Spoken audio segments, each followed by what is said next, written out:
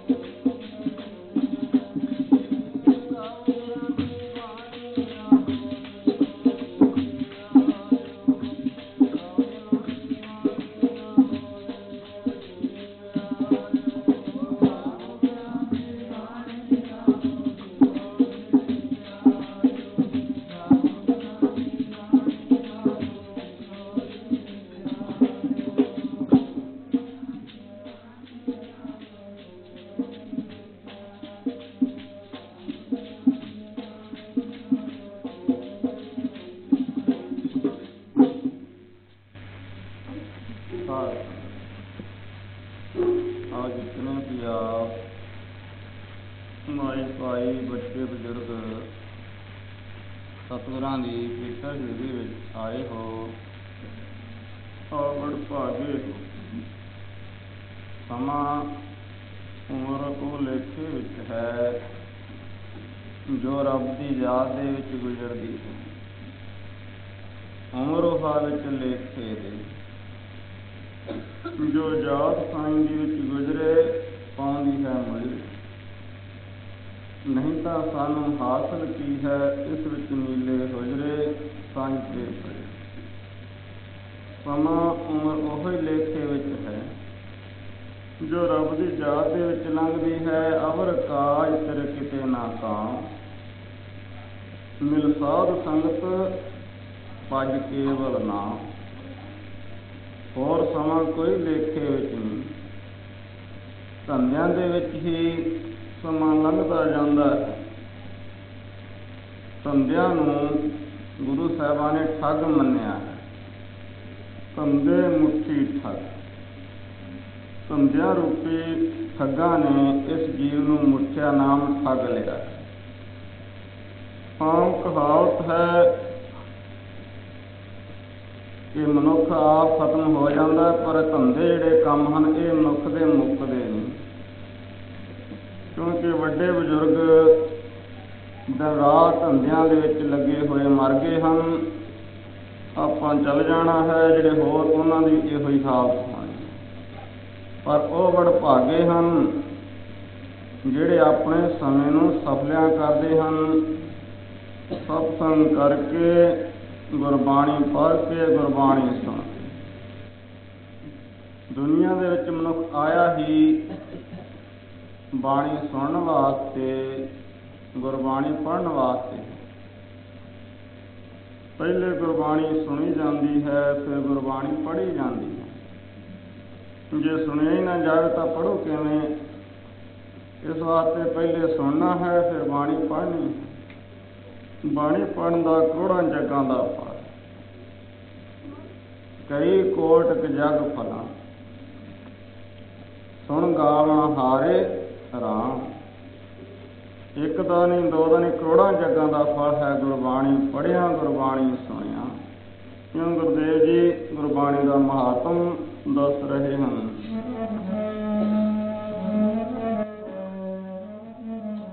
कई कोटन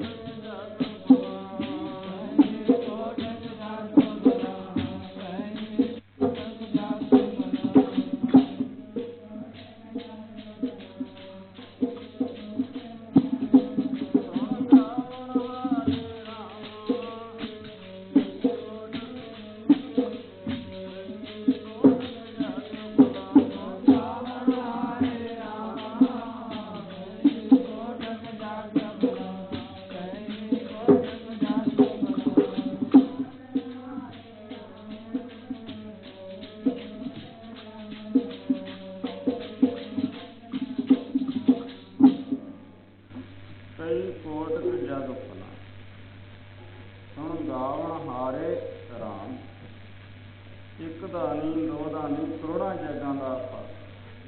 गुरबाणी नूं पढ़िया, गुरबाणी नूं सुनिया। पहले समयां दे विच लोग जग करदे, असमेध जग, गोमेध जग और होर बहुत सारे जिहदे विच जानवरां दी बलि दित्ती जांदी। असो जिहदे विच असो नाम है घोड़े का, घोड़ा मार के उसनूं फिर जिंदा कर देना। गऊ मार के जग दे विच फिर जग करना, और गैंडे आदि मारने, ये पहले समयां दे विच सन। कलयुग दे विच नरमेध जग कीता है गुरु गोबिंद सिंह महाराज ने। जिस जग दे विच आप जी ने नरां दी बलि दित्ती, 5 मनुखां दी बलि दे के और इहो जिहा हमन कीता, इहो जिहा जग कीता जिस द्वारा सारे हिंदुस्तान नूं बचाउणा कीता। कलयुग दे विच ये गुरु गोबिंद सिंह महाराज ने नरमेध जग कीता। पहले समय दे विच जानवरां दी बलि दित्ती जांदी और फिर दोबारा जिउंदे कीते जांदे, पर कलयुग दे विच गुरु गोबिंद सिंह महाराज ने नरमेध जग कीता, जिस दे विच नरां दी बलि दे के और फिर अंमृत का छिट्टा दे के 5 ਸਿੰਘਾਂ नूं दोबारा सतगुर मेरा मार जीवा दे, सतगुर मेरा परत पाले।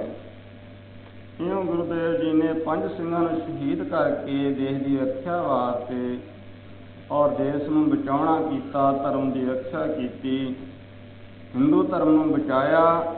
5 ਸਿੰਘਾਂ नूं शहीद करके इस जग नूं संपूर्ण किया। जिवें बहुत सारे लोग कई प्रकार के संशय करते, पर गुरु गोबिंद सिंह महाराज ने ये नरमेध जग करके होर किसी ने भी नहीं पिछे जग किया। सारिਆਂ ने घोड़े मारे, गऊआं मारियां, गैंडे मारे, पर यह कलयुग दे विच ही गुरु गोबिंद सिंह महाराज ने पहला जग किया। स्वयं अनेकां जगां दा फल है गुरबाणी नूं सुनिया, गुरबाणी नूं पढ़िया। ताही गुरुदेव जी कथन करते हैं, गुरबाणी गावै भाई, ये सफल सदा सुख दा। गुरबाणी जिहड़ी सदा ही सफल है, सुख देने वाली। दुनिया दे विच कई चीज़ां कोई किसी टाइम सुख दिंदी, कोई किसी वेले, पर गुरबाणी जिहड़ी सदा ही सुख देने वाली चीज़ है। सदा ही जे सुख का कदे नाश नहीं हुंदा। गुरबाणी गावे पाई, एह सगुण सदा सुख दाई। बाणी गावे पाई, सगुण सदा सुख दाई। गुरबाणी गावे पाई, सगुण सदा सुख दाई। गुरबाणी गावे पाई, सगुण सदा सुख दाई।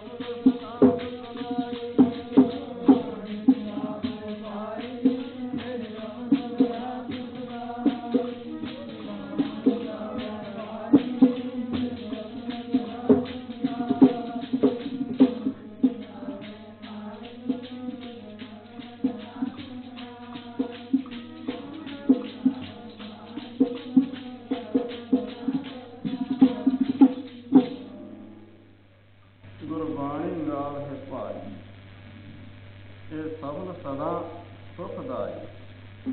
ਗੁਰਬਾਣੀ ਸਭ ਫਲਾਂ ਦੇ ਔਰ ਸਾਰੇ ਸੁਖ ਦੇਣ ਵਾਲੀ ਹੈ। ਕਲਯੁਗ ਦੇ ਸਭ ਤੋਂ ਵੱਡਾ ਮਹਾਤਮ, ਸਭ ਤੋਂ ਸ਼੍ਰੋਮਣੀ ਕਲਯੁਗ ਦੇ ਵਿੱਚ ਗੁਰਬਾਣੀ। ਵਾਹੋ ਵਾਹੋ ਬਾਣੀ ਨਿਰੰਕਾਰ ਹੈ। ਗੁਰਬਾਣੀ ਬਣੀ। ਗੁਰੂ ਸਾਹਿਬਾਂ ਨੇ ਗੁਰਬਾਣੀ ਨੂੰ ਹੀ ਨਿਰੰਕਾਰ ਦੱਸਿਆ। ਔਰ ਬਾਣੀ ਗੁਰੂ ਹੈ ਬਾਣੀ, ਵਿੱਚ ਬਾਣੀ ਅੰਮ੍ਰਿਤ ਸਾਰੇ। ਗੁਰਬਾਣੀ ਕਹੈ ਸੇਵਕ ਜਨ ਮਾਨੈ, ਪ੍ਰਤੱਖ ਗੁਰੂ ਨਿਸਤਾਰੇ। ਕਲਯੁਗ ਦੇ ਵਿੱਚ ਗੁਰਬਾਣੀ ਨੂੰ ਹੀ ਗੁਰੂ ਸਾਹਿਬਾਂ ਨੇ ਗੁਰੂ ਮੰਨਿਆ ਔਰ ਗੁਰਬਾਣੀ ਨੂੰ ਹੀ ਨਿਰੰਕਾਰ ਮੰਨਿਆ। ਜੇ ਨਿਰੰਕਾਰ ਦੇ ਦਰਸ਼ਨ ਕਰਨੇ ਹਨ, ਫਿਰ ਵੀ ਗੁਰਬਾਣੀ ਦੇ ਦਰਸ਼ਨ ਗੁਰੂ ਗ੍ਰੰਥ ਸਾਹਿਬ ਮਹਾਰਾਜ ਦੇ ਪਵਿੱਤਰ ਦਰਸ਼ਨ। ਜੇ ਗੁਰੂ ਦੇ ਦਰਸ਼ਨ ਕਰਨੇ ਹਨ ਤਾਂ ਗੁਰੂ ਗ੍ਰੰਥ ਸਾਹਿਬ ਮਹਾਰਾਜ ਦੇ ਦਰਸ਼ਨ।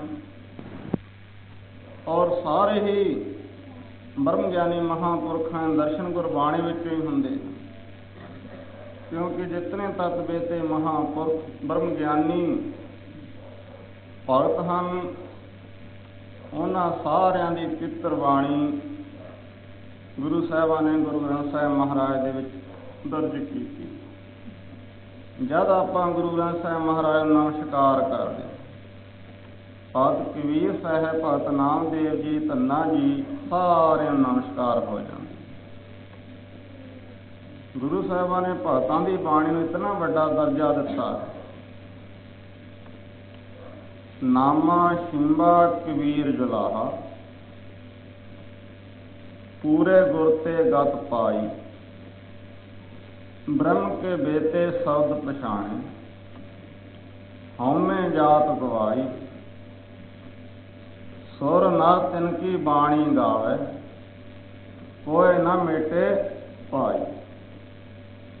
ਗੁਰੂ ਸਾਹਿਬਾਂ ਨੇ ਦੱਸਿਆ ਹੈ ਕਿ ਭਗਤਾਂ ਦੀ ਬਾਣੀ ਨੂੰ ਸੁਰ ਨਰ ਦੇਵਤੇ ਸਾਰੇ ਗਾਉਂਦੇ ਹਨ, ਕੋਈ ਵੀ ਮੇਟ ਨਹੀਂ ਸਕਦਾ। ਭਗਤਾਂ ਨੂੰ ਸਭ ਤੋਂ ਉੱਚਾ ਦਰਜਾ ਦਿੱਤਾ ਗੁਰੂ ਸਾਹਿਬਾਂ ਨੇ।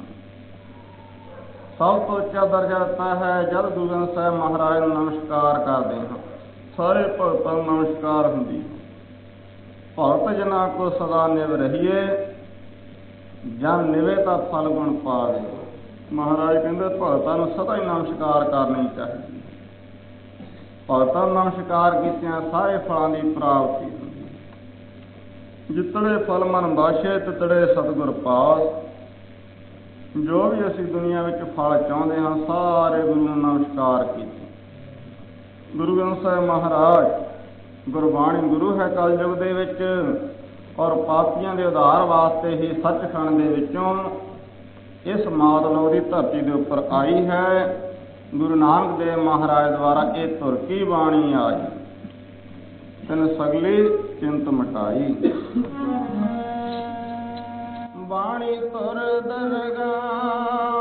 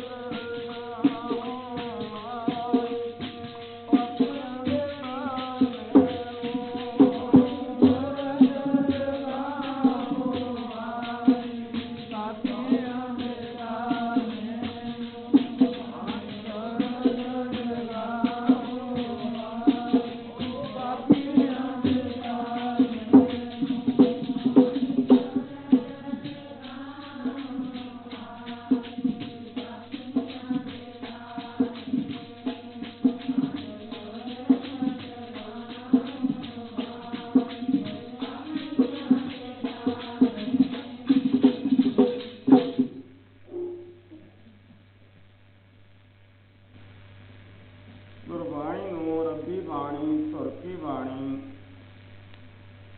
जैसी में आवे खसम की बाणी, फैसला करी ज्ञान वे लालो।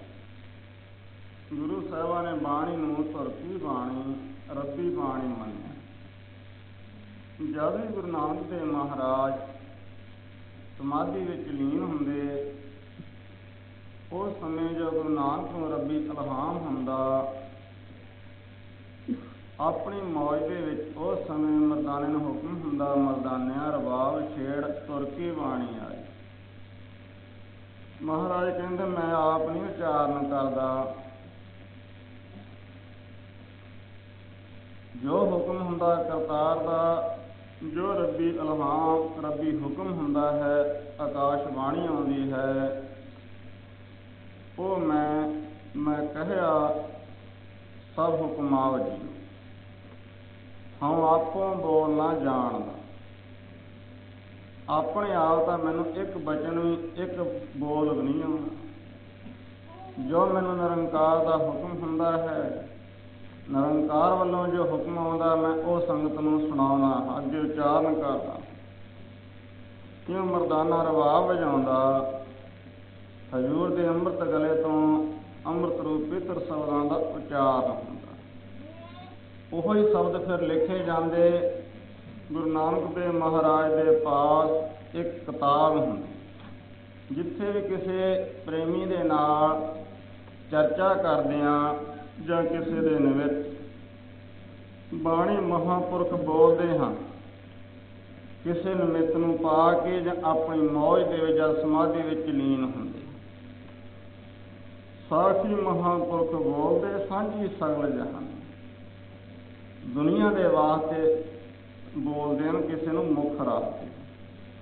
ਇਉਂ ਜਿਤਨਾ ਉਪਦੇਸ਼ ਹੈ ਗੁਰਬਾਣੀ ਦੇ ਵਿੱਚ, ਕਿਸੇ ਨਾ ਕਿਸੇ ਨੂੰ ਮੁੱਖ ਰੱਖ ਕੇ ਸਾਰਿਆਂ ਦੇ ਭਲੇ ਵਾਸਤੇ ਉਚਾਰਨ ਕੀਤਾ। ਮਹਾਰਾਜ ਦੱਸਦੇ ਨੇ ਧੁਰ ਕੀ ਬਾਣੀ ਆਈ, ਤਿਨ ਸਗਲੀ ਚਿੰਤ ਮਟਾਈ। ਤੇ ਧੁਰ ਕੀ ਰੱਬੀ ਬਾਣੀ ਆਈ ਹੈ, ਦੁਨੀਆ ਦੇ ਸਾਰੇ ਫਿਕਰ ਚਿੰਤਾ ਨੂੰ ਦੂਰ ਕਰਦੀ ਗੁਰਬਾਣੀ। ਗੁਰਬਾਣੀ ਦੇ ਵਿੱਚ ਇਤਨੀ ਵੱਡੀ ਤਾਕਤ ਹੈ, ਸੜਦੇ ਬਲਦੇ ਮਨਾਂ ਨੂੰ ਬਾਬਾ ਦੇਖੇ ਧਿਆਨ ਧਰ। ਜਲਤੀ ਸਭ ਪ੍ਰਿਥਵੀ ਦੇ ਸਿਆਈ, ਬਾਝੋਂ ਗੁਰੂ ਅੰਧੇਰ ਹੈ ਕਰਦੀ ਫਿਰੇ ਲੁਕਾਈ। ਦੁਨੀਆ ਸੜਦੀ ਹੈ, ਗੁਰੂ ਬਾਬਾ ਅੰਮ੍ਰਿਤ ਰੂਪ ਬਾਣੀ ਦੇ ਛੱਟੇ ਦੇ ਕਰਕੇ ਸੜਦੀ ਬਲਦੀ ਦੁਨੀਆ ਨੂੰ ਠਾ ਰਿਹਾ ਹੈ। ਆਪ ਉਸ ਦੁਨੀਆ ਖੁਨਕ ਨਾਮ ਖੁਦਾਇਆ, ਦੁਨੀਆ ਅੱਗ ਦੇ ਸਮਾਨ। ਵਾਹਿਗੁਰੂ ਦਾ ਨਾਮ ਗੁਰਬਾਣੀ ਅੰਮ੍ਰਿਤ ਦੇ ਸਮਾਨ, ਠੰਡੀ ਠਾਰ ਮਨ ਨੂੰ ਸ਼ਾਂਤ ਕਰਨ ਵਾਲੀ। ਜਿਸ ਨੇ ਕੌਡੇ ਰਾਖਸ਼ਾਂ ਦੇ ਤਪ ਦੇ ਕੜਾਹਿਆਂ ਨੂੰ ਠਾਰਨਾ ਕੀਤਾ, ਤਪਤ ਕੜਾਹਾ ਬੁਝ ਗਿਆ ਗੁਰ ਸੀਤਲ ਨਾਮ ਦਿਓ। ਸੜਦੇ ਬਲਦੇ ਕੜਾਹੇ ਉੱਬਲਦੇ ਹੋਏ ਠੰਡੇ ਠਾਰ ਕਰਦੇ ਇਸ ਗੁਰਬਾਣੀ ਨੇ। ਤੇ ਗੁਰਬਾਣੀ ਦੇ ਵਿੱਚ ਇਤਨੀ ਵੱਡੀ ਤਾਕਤ, ਕਿਉਂਕਿ ਉਸ ਠੰਡੇ ਦੇਸ਼ ਵਿੱਚੋਂ ਆਈ ਹੈ, ਨਿਰੰਕਾਰ ਦੇਸ਼ ਦੇ ਵਿੱਚੋਂ, ਜਿੱਥੇ ਹੋਰ ਕੋਈ ਗੱਲ ਹੀ ਨਹੀਂ ਬਿਨਾਂ ਅੰਮ੍ਰਿਤ, ਜਿੱਥੇ ਸੱਚਖੰਡ ਵਸੇ ਨਿਰੰਕਾਰ। ਕਰ ਕਰ ਵੇਖੇ ਨਜ਼ਰ ਨਿਹਾਲ, ਉਹ ਸੱਚਖੰਡ ਦੇਸ਼ ਦੇ ਵਿੱਚੋਂ ਗੁਰਬਾਣੀ ਆਈ ਹੈ, ਦੁਨੀਆ ਦੇ ਭਲੇ ਵਾਸਤੇ, ਪਾਪੀਆਂ ਨੂੰ ਤਾਰਨ ਵਾਸਤੇ।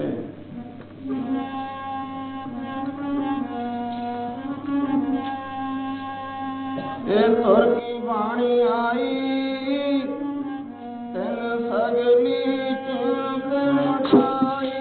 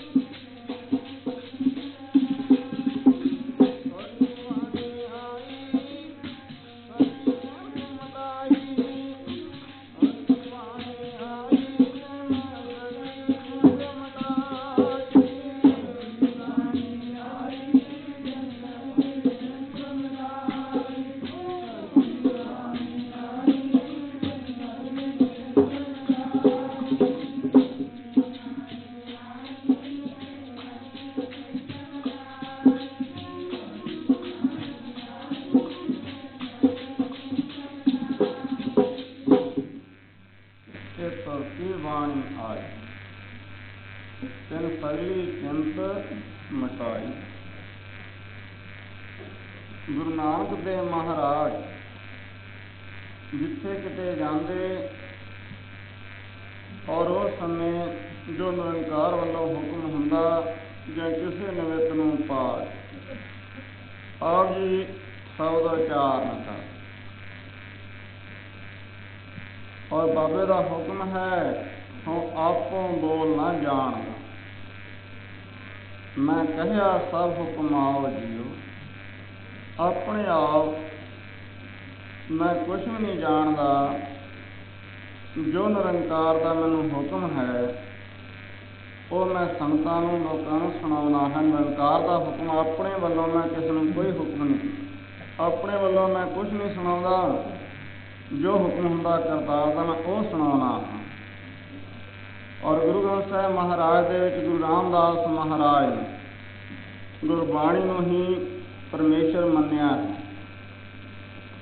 ਵਾਹੋ ਵਾਹੋ ਬਾਣੀ ਨਿਰੰਕਾਰ ਗੁਰਬਾਣੀ ਬਣੀ, ਸਤਿਗੁਰ ਕੀ ਬਾਣੀ ਸਤ ਸਤ ਕਰ ਜਾਣੋ ਗੁਰ ਸਿੱਖੋ, ਹਰ ਕਰਤਾ ਆ ਮੋਹ ਕਢਾਏ। ਐ ਗੁਰ ਸਿੱਖੋ ਸਤਿਗੁਰਾਂ ਦੀ ਬਾਣੀ ਨੂੰ ਸਤ ਕਰਕੇ ਮੰਨਣਾ ਕਰੋ। ਜੋ ਬਾਣੀ ਹੈ ਇਹ ਪਰਮੇਸ਼ਰ ਦਾ ਇਲਾਹੀ ਹੁਕਮ ਹੈ, ਰੱਬੀ ਹੁਕਮ ਹੈ ਸਾਡੇ ਭਲੇ ਵਾਸਤੇ। ਕਲਯੁਗ ਦੇ ਵਿੱਚ ਗੁਰੂ ਨਾਨਕ ਦੁਆਰਾ ਇਹ ਪ੍ਰਗਟ ਹੋਈ। ਜੋ ਗੁਰਬਾਣੀ ਨੂੰ ਪੜ੍ਹਦਾ ਹੈ, ਗੁਰਬਾਣੀ ਜਿਸ ਦੇਸ਼ ਦੇ ਵਿੱਚੋਂ ਆਈ ਉਸੇ ਦੇਸ਼ ਨੂੰ ਪੜ੍ਹਨ ਵਾਲੇ ਨੂੰ ਗੁਰਸਿੱਖ ਨੂੰ ਲੈ ਜਾਂਦੀ। ਦਸਵੇਂ ਪਾਤਸ਼ਾਹ ਮਹਾਰਾਜ ਆਪ ਜੀ ਸੋਹਣੇ ਆਨੰਦਪੁਰੀ ਜੋ ਆਨੰਦ ਦੇ ਦੇਣ ਵਾਲੇ, ਇੱਥੇ ਹਜ਼ੂਰ ਦਾ ਰੱਬੀ ਦਰਬਾਰ ਸੀ, ਜਿਸ ਨੂੰ ਦੇਖ ਕੇ ਸਵਰਗ ਦਾ ਰਾਜਾ ਇੰਦਰ ਵੀ ਹੈਰਾਨ ਹੋ ਜਾਂਦਾ ਕਿ ਇਤਨੀ ਤਾਂ ਸੁੰਦਰ ਮੇਰੀ ਵੀ ਸਭਾ ਨਹੀਂ, ਸਵਰਗ ਲੋਕ ਨਹੀਂ ਜਿਹੋ ਜਿਹਾ ਗੁਰੂ ਸਾਹਿਬਾਂ ਦਾ ਪਵਿੱਤਰ ਦਰਬਾਰ ਸੀ। ਹਜ਼ਾਰਾਂ ਸਿੱਖ ਸੰਗਤਾਂ ਇੱਕ ਟੱਕ ਗੁਰੂ ਸਾਹਿਬਾਂ ਦਰਸ਼ਨ ਕਰਦੇ। ਦਰਸ਼ਨ ਕਰਦੇ ਹੋਏ ਗੁਰਸਿੱਖ ਤ੍ਰਿਪਤ ਨਹੀਂ ਹੁੰਦੇ। ਰਾਜਦੇ ਦੀ ਨੇਤਰ ਦੀਦ ਨੇ ਦੀਦਾਰ ਸਾਹਿਬ ਦੇ ਮਾਲਕ ਦੇ ਦਰਸ਼ਨ ਕਰਦੇ ਹੋਏ ਗੁਰਸਿੱਖਾਂ ਦੇ ਨੇਤਰ ਕਦੇ ਰਾਜਦੇ ਨਹੀਂ। ਨੇਤਰਾਂ ਰੂਪੀ ਮਨ ਡੂਨੇ ਹਨ ਬਰਤਨਾਂ ਦੇ ਨਾਲ, ਗੁਰਾਂ ਦੇ ਦਰਸ਼ਨਾਂ ਰੂਪੀ ਅੰਮ੍ਰਿਤ ਨੂੰ ਪੀਂਦੇ। ਤਾਂ ਹੀ ਦੱਸਿਆ ਹੈ ਵੱਡੇ ਭਾਗਾਂ ਤੋਂ ਬਿਨਾਂ ਗੁਰੂ ਦੇ ਦਰਸ਼ਨ ਹੁੰਦੇ ਨਹੀਂ। ਬਿਨ ਭਾਗਾਂ ਦਰਸ਼ਨ ਨਾ ਕੀ, ਭਾਗਹੀਣ ਬੈ ਰੋਏ। ਬਿਨਾਂ ਭਾਗਾਂ ਤੋਂ ਗੁਰੂਆਂ ਦੇ ਦਰਸ਼ਨ ਨਹੀਂ ਹੁੰਦੇ। ਬ੍ਰਹਮ ਗਿਆਨੀ ਮਹਾਂਪੁਰਖਾਂ ਦੇ ਦਰਸ਼ਨ ਨਹੀਂ ਹੁੰਦੇ। ਬਿਨਾਂ ਭਾਗਾਂ ਤੋਂ ਮਨੁੱਖ ਪਿਆ ਤੜਫਦਾ ਹੈ।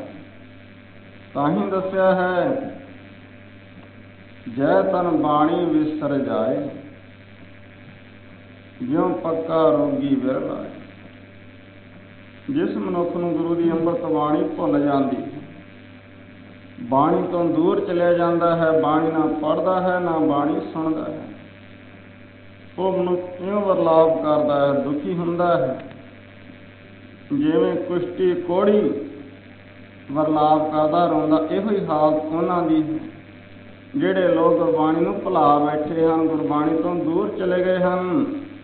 ਉਹ ਵੀ ਕੋਹੜੀ ਦੇ ਸਮਾਨ ਹਮੇਸ਼ਾ ਤੜਫਦੇ, ਦੁਖੀ ਹੁੰਦੇ, ਰੋਂਦੇ ਹਨ। ਕਿਤੇ ਵੀ ਉਹਨਾਂ ਨੂੰ ਸੁੱਖ ਸ਼ਾਂਤੀ ਨਹੀਂ ਮਿਲਦੀ, ਚਾਹੇ ਜਿੱਥੇ ਮਰਜ਼ੀ ਭੜਕਦੇ ਫਿਰਨ। ਕਬ ਤੱਕ ਕਰਮ ਕਮਾਵਣੇ ਦੋਸ਼ ਨਾ ਕਾਹੂ ਜੋਗ, ਪਰਮੇਸ਼ਰ ਤੇ ਭੁੱਲਿਆ ਵਿਆਪਣ ਸਭੇ ਰੋਗ। ਜੋ ਪਰਮੇਸ਼ਰ ਤੋਂ ਭੁੱਲ ਜਾਂਦਾ ਹੈ, ਗੁਰਬਾਣੀ ਤੋਂ ਦੂਰ ਚਲਿਆ ਜਾਂਦਾ ਹੈ, ਉਹ ਹਮੇਸ਼ਾ ਹੀ ਵਰਲਾਪ ਕਰਦਾ ਜਿਵੇਂ ਕੁਸ਼ਤੀ ਕੋਹੜੀ ਰੋਂਦਾ। ਸਭ ਤੋਂ ਨਾਮਰਾਦ ਬਿਮਾਰੀ ਕੋਹੜ ਦੀ ਹੈ, ਕੁਸ਼ਟ ਦੀ। ਕੋਹੜੀ ਆਦਮੀ ਨੂੰ ਕਦੇ ਨੀਂਦ ਨਹੀਂ ਆਉਂਦੀ, ਸਾਰੇ ਸਰੀਰ ਦੇ ਵਿੱਚ ਜਲਨ ਰਹਿੰਦੀ ਹੈ, ਸਰੀਰ ਦਾ ਖੂਨ ਖੌਲਦਾ ਰਹਿੰਦਾ ਹੈ, ਸੜਦਾ ਹੈ। ਇਸੇ ਤਰ੍ਹਾਂ ਹੀ ਉਹ ਲੋਕ ਵੀ ਮਨ ਕਰਕੇ ਸੜਦੇ ਰਹਿੰਦੇ ਹਨ। ਜਿਨ੍ਹਾਂ ਦੇ ਹਿਰਦੇ ਵਿੱਚ ਗੁਰਬਾਣੀ ਭੁੱਲ ਜਾਂਦੇ ਹਨ, ਗੁਰਬਾਣੀ ਤੋਂ ਦੂਰ ਚਲੇ ਜਾਂਦੇ ਹਨ, ਉਹਨਾਂ ਨੂੰ ਗੁਰਦੇਵ ਜੀ ਦੱਸਦੇ ਹਨ ਕਿ ਉਹ ਹਮੇਸ਼ਾ ਇਉਂ ਵਿਰਲਾਪ ਕਰਦੇ ਹਨ, ਦੁਖੀ ਰਹਿੰਦੇ ਹਨ, ਜਿਵੇਂ ਕੋਹੜੀ ਵਿਰਲਾਪ ਕਰਦਾ ਹੈ।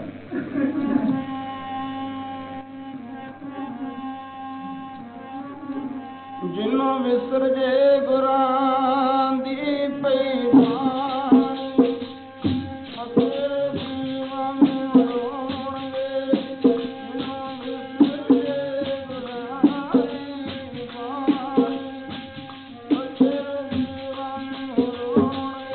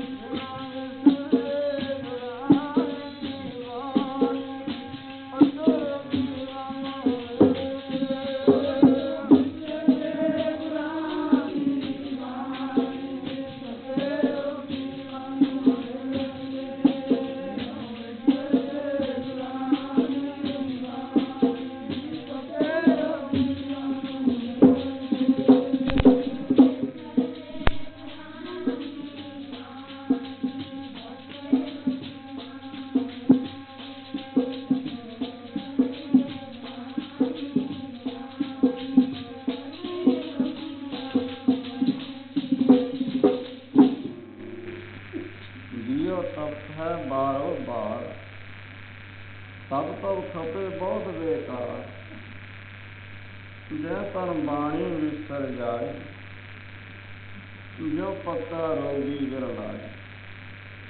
ਜਿਸ ਤਨ ਵਿੱਚੋਂ, ਜਿਸ ਮਨ ਵਿੱਚੋਂ ਗੁਰਬਾਣੀ ਭੁੱਲ ਜਾਂਦੀ, ਉਹ ਹਮੇਸ਼ਾ ਇਉਂ ਵਿਰਲਾਪ ਕਰਦੇ ਹਨ ਜਿਵੇਂ ਪੱਕੇ ਰੋਗੀ ਕੁਸ਼ਤੀ ਵਿਰਲਾਪ ਕਰਦੇ। ਕੋੜੀਆਂ ਵਰਗੀ ਉਹਨਾਂ ਲੋਕਾਂ ਦੀ ਹਾਲਤ ਜਿਹੜੇ ਲੋਕ ਗੁਰਬਾਣੀ ਨੂੰ ਭੁੱਲ ਜਾਂਦੇ ਔਰ ਹੋਰ ਮੰਤਰਾਂ ਦਾ ਜਾਪ ਕਰਦੇ ਹਨ, ਗੁਰਬਾਣੀ ਨੂੰ ਛੱਡ। ਕਲਯੁਗ ਦੇ ਸਾਧ ਸੰਗਤ ਸਭ ਤੋਂ ਸ਼੍ਰੋਮਣੀ ਮੰਤਰ ਜਿਹੜਾ ਉਹ ਵਾਹਿਗੁਰੂ ਮੰਤਰ ਹੈ, ਮੂਲ ਮੰਤਰ ਹੈ, ਮਾਲਾ ਮੰਤਰ ਹੈ। ਸਾਡੇ ਗੁਰੂ ਘਰ ਦੇ ਵਿੱਚ चार मंत्र मन्ने हैं। एक तो बीज मंत्र है ओंकार, ओंकार ब्रह्मा उत्पत्ति, ओंकार किया जिनचित। एक तो ओंकार ये बीज मंत्र है। और गुरु मंत्र की है वाहिगुरु मंत्र, जिहड़ा है साडा गुरु घर दे विच गुरु मंत्र है। जिहड़ा इस मंत्र नूं छड्ड करके होर अनेकां ही मंत्र लोक कंनां दे विच लैंदे हैं, साध संगत वो हमेशा ही दुखी रहिंदे हैं। कलयुग दे विच जिहड़ा महात्म है ये गुरु मंत्र दा ही। गुरु नानक देव महाराज नूं सचखंड दे विचों ये गुरु नानक देव नूं वाहिगुरु वल्लों प्राप्त होया। मूल मंत्र जो है गुरु प्रसाद तक एक ओंकार तो लै ये गुरु नानक देव महाराज नूं मिलिया। और दुनिया के उद्धार वास्ते वाहिगुरु अंतरजामी ने गुरु नानक नूं वाहिगुरु मंत्र दिता, क्योंकि चारे युगां दा एक एक अखर लैके और वाहिगुरु मंत्र की रचना हुई। किसी मंत्र के 12 अखर हैं, किसी के कितने अखर हैं। जिवें अज 4 पहियां वालियां गड्डियां, ट्रक, कारां किवें भज्जियां फिरदियां, इसी तरह 4 अखर वाला मंत्र है। इस नूं जपण वाला कलयुग दे विच इतनी छेती सुरत चढ़ती है, उतनी किसी मंत्र के जपिया फल प्राप्त नहीं होता। वाहिगुरु गुरु मंत्र है जप हौमे खोई। गुरु मंत्र है साडा, इस नूं जप करके हौमे नाश हो जाती है। बड़े बड़े आने वाले विघन जिहड़े हैं बंदगी करन वालियां नूं वो सारे दे सारे दूर हो जाते हैं। ये गुरु नानक देव महाराज नूं वाहिगुरु वल्लों दुनिया के उद्धार वास्ते मंत्र प्राप्त होया। गुरु नानक देव महाराज ने बाबे तारे 4 चक 7 नाम पढ़ मंत्र सुनाया। वाहिगुरु मंत्र सुना करके गुरु नानक देव महाराज ने सारी दुनिया नूं तारना कीता। इउं गुरु नानक देव महाराज ने सारी दुनिया दे विच सतनाम दा चक्कर फसाया। सतनाम दा वाहिगुरु मंत्र दा मानो चक्कर द्वारा सारी दुनिया नूं जित लेना कीता। ये गुरु नानक नूं निरंकार वल्लों सचखंड दे विचों गुरु मंत्र मिलिया है। सतनाम सतनाम सतनाम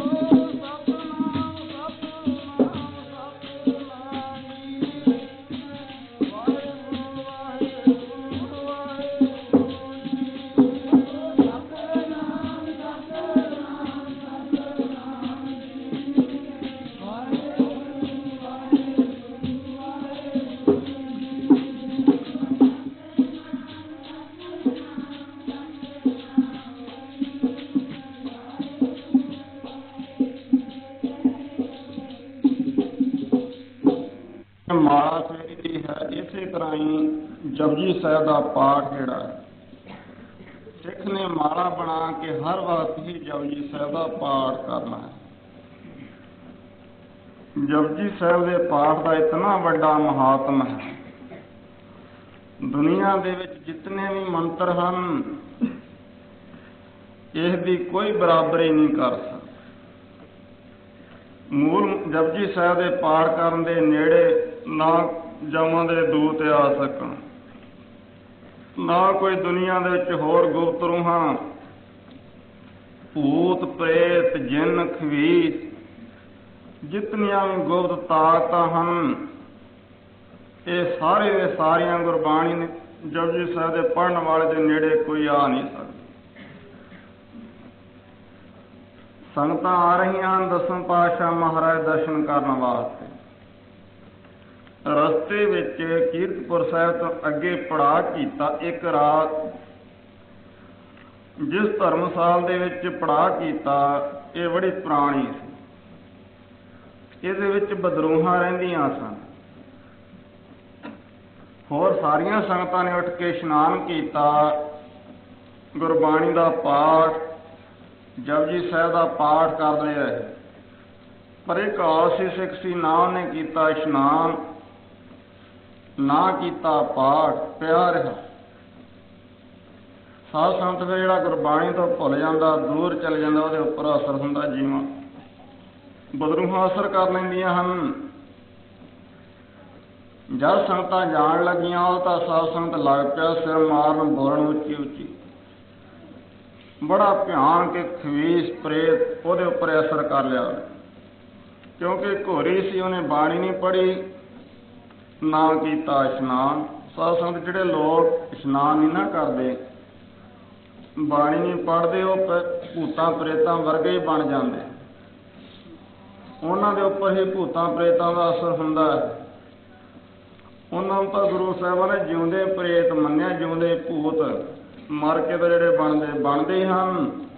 ਪਰ ਜਿਹੜੇ ਮਨੁੱਖ ਨਾ ਇਸ਼ਨਾਨ ਕਰਦੇ, ਨਾ ਗੁਰਬਾਣੀ ਦਾ ਪਾਠ ਕਰਦੇ, ਨਾ ਅਭਿਆਸ ਕਰਦੇ ਹਨ, ਉਹ ਜਿਉਂਦੇ ਹੀ ਪ੍ਰੇਤ ਮੰਨੇ ਹਨ ਗੁਰਬਾਣੀ ਨੇ। ਭੂਤ ਲੋਕ ਜਿਹੜੇ ਨਾਮ ਨਹੀਂ ਆਉਂਦਾ,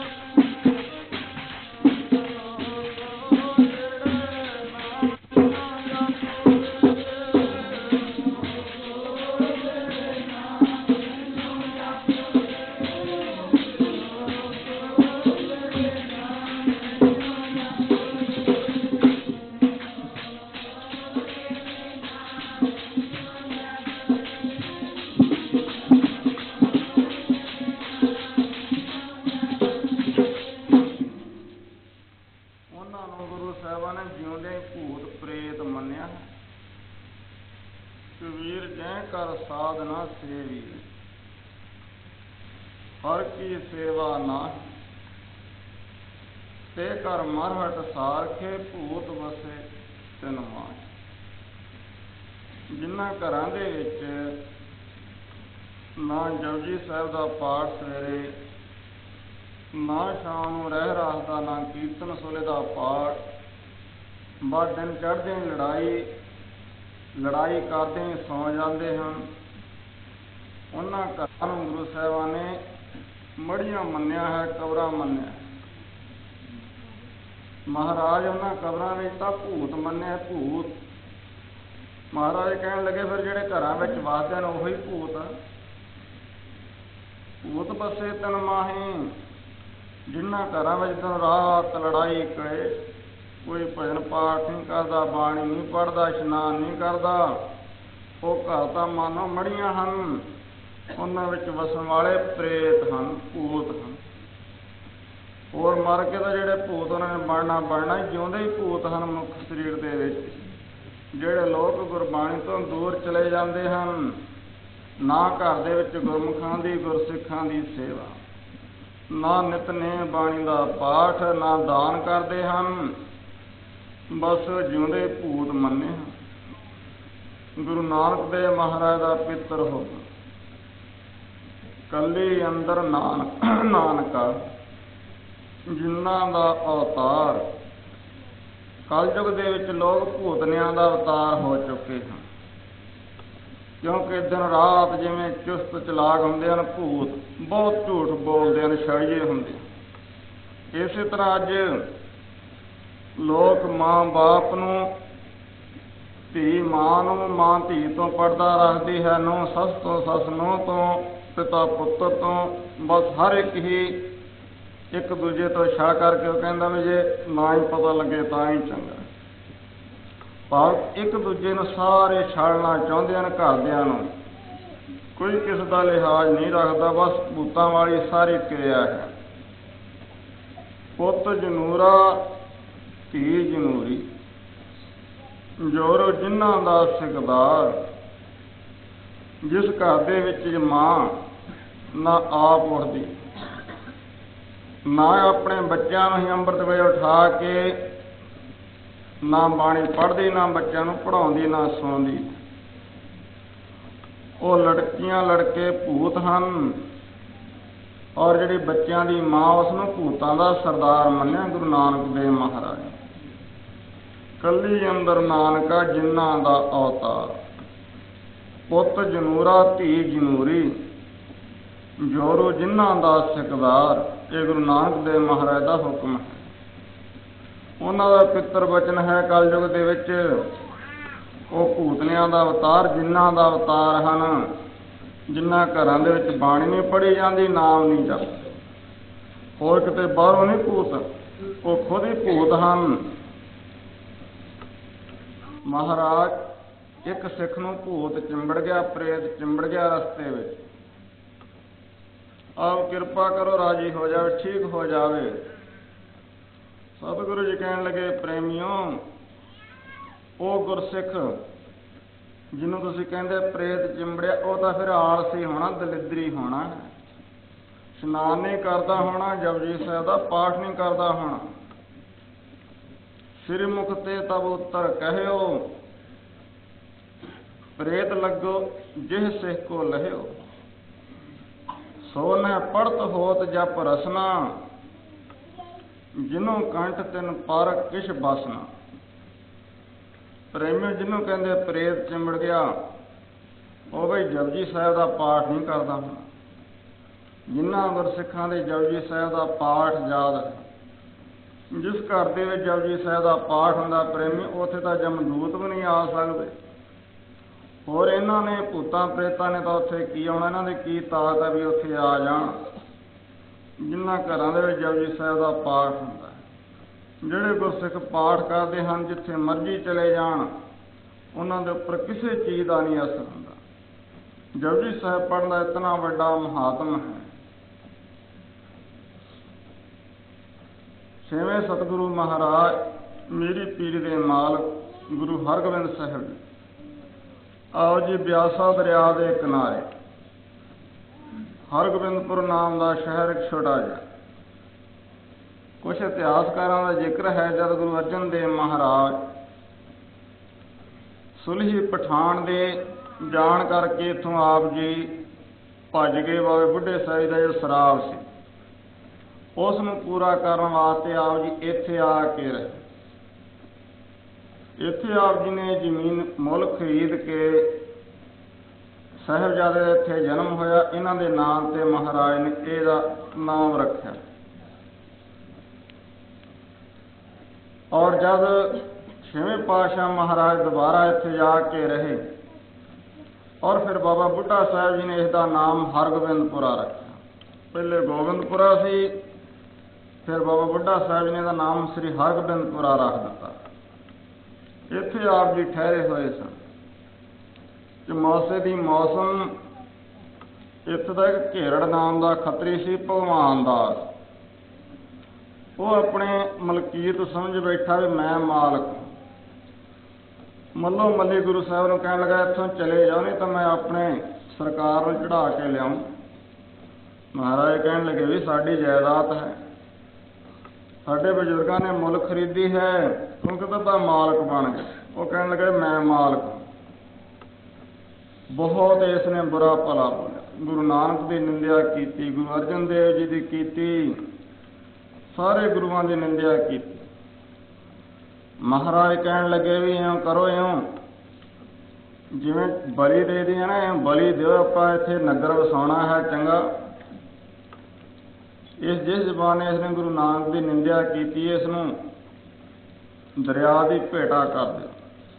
बहुत भारी बड़ा ढिड लाले का, बड़ी सारी पग बनी हुई, बहुत उच्ची उच्ची बोलता आउंदा। गुरु साहिबां नूं भी गालां, गुरु नानक नूं भी पुट्ठा सिद्धा बोले। भाई विधि चंद ने फड़ लिया, खिंच लिया जिवें झोटा खिंचीदा, ब्यासा दरिया दे विच जिउंदे ही सुੱਟ दिता। महाराज कहने लगे हुण इहदी बली दित्ती गई, सोहना शहर वसूगा। इउं जद इहदा खात्मा हो गया, ਇਹਦਾ ਪੁੱਤਰ ਜਿਹੜਾ ਸੀ ਉਸਨੇ ਲਾਹੌਰ ਦੇ ਸੂਬੇ ਨੂੰ ਜਲੰਧਰ ਦੇ ਸੂਬੇ ਨੂੰ ਇਕੱਠਿਆਂ ਕੀਤਾ। ਤਿੰਨ ਮਿਲ ਗਏ, ਬਾਬੇ ਪਿਰਥੀ ਚੰਦ ਦਾ ਲੜਕਾ ਔਰ ਆਪਣੇ ਭਗਵਾਨ ਦਾਸ ਦਾ ਔਰ ਆਪਣੇ ਚੰਦੂ ਦਾ ਲੜਕਾ, ਤਿੰਨਾਂ ਨੇ ਇਕੱਠੇ ਹੋ ਗੁਰੂ ਸਾਹਿਬਾਨ ਦੇ ਫੌਜ ਚਾੜ ਕੇ ਲਿਆਂਦੀ।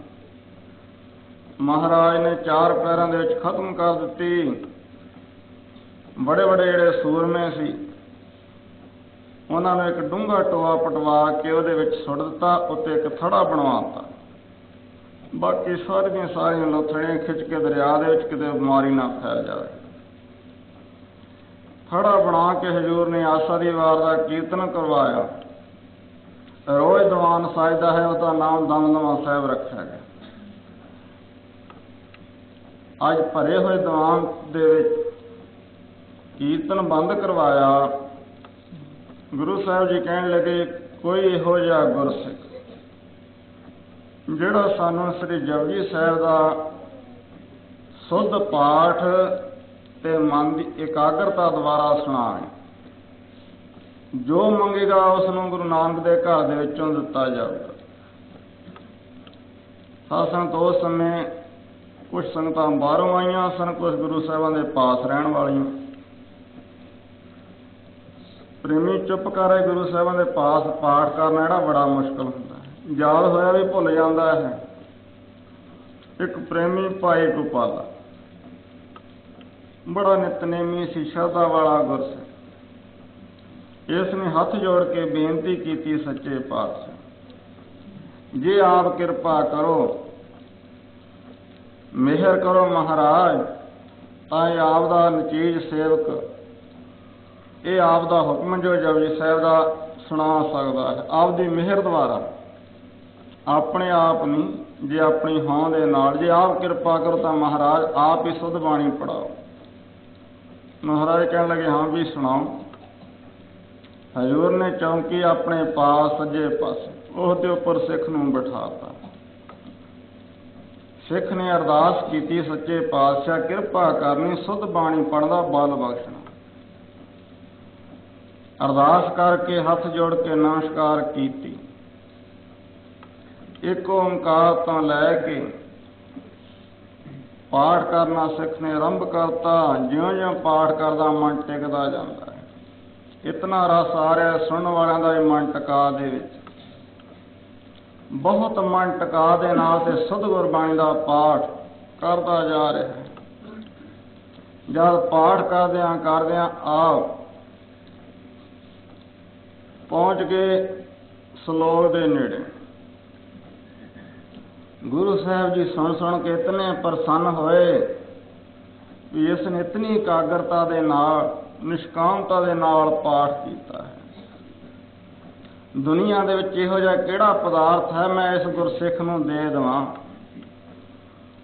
ਸਾਧ ਸੰਗਤ, ਨਿਸ਼ਕਾਮ ਪਾਠ ਕਰਨਾ, ਨਿਸ਼ਕਾਮ ਬਾਣੀ ਪੜ੍ਹਨੀ ਸਭ ਤੋਂ ਵੱਡਾ ਫਲ ਹੈ। ਜੇ ਸੇਵਾ ਥੋੜੀ ਮੰਗਣ ਬਹੁਤਾ, ਮਿਲ ਨਾ ਪਾਵੇ ਕਹਿ ਤੋ ਬਹੁਤਾ। ਸੇਵਾ ਕੁਛ ਨਹੀਂ, ਬਾਣੀ ਕੁਛ ਨਹੀਂ, ਮੰਗਾਂ ਬਹੁਤੀਆਂ ਰੱਖ ਦੇਣੀਆਂ, ਕੁਛ ਨਹੀਂ ਲੈਣ ਦੇਣ ਨੂੰ। ਜਿਹੜੇ ਸਿੱਖ ਨਿਸ਼ਕਾਮ ਪਾਠ ਕਰਦੇ ਹਨ ਸਾਧ ਸੰਗਤ, ਗੁਰੂ ਉਹਨਾਂ ਨੂੰ ਸਭ ਕੁਛ ਦੇ ਦਿੰਦਾ ਹੈ। परमेश्वर कहता मैनूं सब तो प्यारे भगत गुरसिख वो हैं ਜਿਹੜੇ निष्काम सेवा करते हैं, मन में कोई इच्छा नहीं रखते, उन्हां तो मैनूं डर लगता।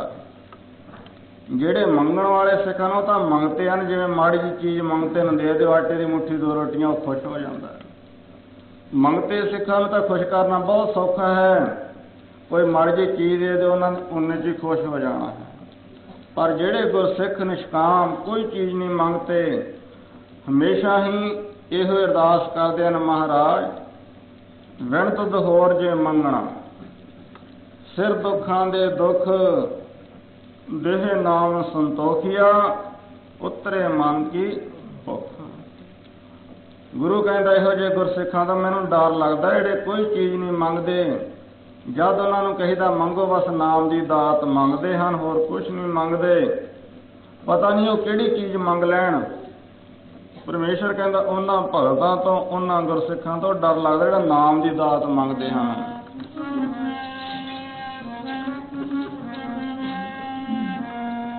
उतरे मन की भुख देवो नाम,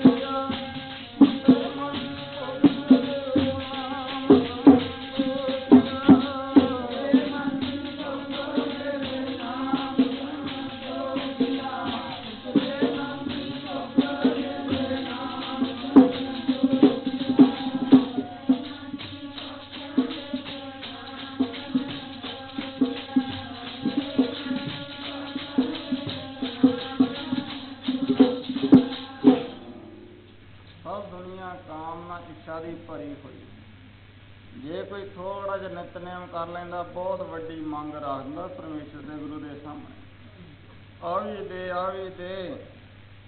पर इहो जे विरले गुरसिख हैं जिहड़े निष्काम भगती करदे। निष्काम भगतां दा सब तो वड्डा दर्जा दुनिया दे विच। परमेश्वर गुरु उन्हां तो डरदा, उन्हां गुरसिखां तो जिहड़े कुछ नहीं मंगदे। एक राजा अपने बाग दे विच गया। बाग की मालण ने एक गुलदस्ता फुल्लां दा हार माला बना के राजे के गल दे विच पा दित्ती। चाहे राजे दी फुल सी, राजे दे गल दे विच पाते, पर राजा मरण ते बहुत खुश होया। वजीर नूं कहा इसनूं 5 रुपये दे दे। जब देण लगा उसने ना करती, ना सरकार, मैं तो आपकी दासी हाँ, जो मालण हाँ, आपकी रोज़ भेटा करती, महाराज आप अगे बहुत मैनू कुछ देंदे। कहने लगा इनू 10 रुपये दे दे, थोड़े आ। फिर भी उसने ना करती, नहीं महाराज। अखीर राजा कहने लगा भी चंगा इनू 50 रुपये दे दे। फिर भी उसने ना करती, कहने लगा 100 रुपया। महाराज आपका दिता मैं खानी, आपका ही फुल है। महाराज बहुत आपका कुछ जवाब देता। इसकी निष्कामता देख के, इसके त्याग में देख के राजा इतना खुश होया, कहने लगा वजीर साहब, इसके मन दे विच इतना त्याग है, बस अज तो इसनूं मेरी धर्म की लड़की, जिस महल दे विच मेरी लड़की रहिंदी, इहनूं उत्थे भेज। ਸਾਧ ਸੰਗਤ ਸਿਰਫ ਥੋੜਾ ਜਿਹਾ ਤਿਆਗ ਕੀਤਾ, ਇਤਨਾ ਵੱਡਾ ਦਰਜਾ ਉਸ ਨੂੰ ਮਿਲ ਗਿਆ। ਇੱਕ ਮਾਲਣ ਤੋਂ ਰਾਜਾ ਦੀ ਧਰਮ ਦੀ ਲੜਕੀ ਬਣ ਜਾਂਦੀ, ਰਾਜ ਮਹਿਲਾਂ ਦੇ ਵਿੱਚ ਚਲੀ ਜਾਂਦੀ ਹੈ। ਇੱਕ ਰਾਜ ਭਾਗ ਛੱਡ ਕੇ ਬਾਹਰ ਜਾਣ ਵਾਸਤੇ ਤਿਆਰ, ਇਸ਼ਨਾਨ ਕਰਵਾ ਰਹੀਆਂ ਗਰਮੀ ਦੀ ਮੌਸਮ ਰਾਣੀ। ਇੱਕ ਰਾਣੀ ਦੇ ਨੇਤਰਾਂ ਦੇ ਵਿੱਚੋਂ ਗਰਮ ਜਲ ਦਾ ਹੰਝੂ ਨਿਕਲ ਕੇ ਉਸ ਰਾਜਾ ਦੇ ਸਰੀਰ ਦੇ ਉੱਪਰ ਡਿੱਗਿਆ।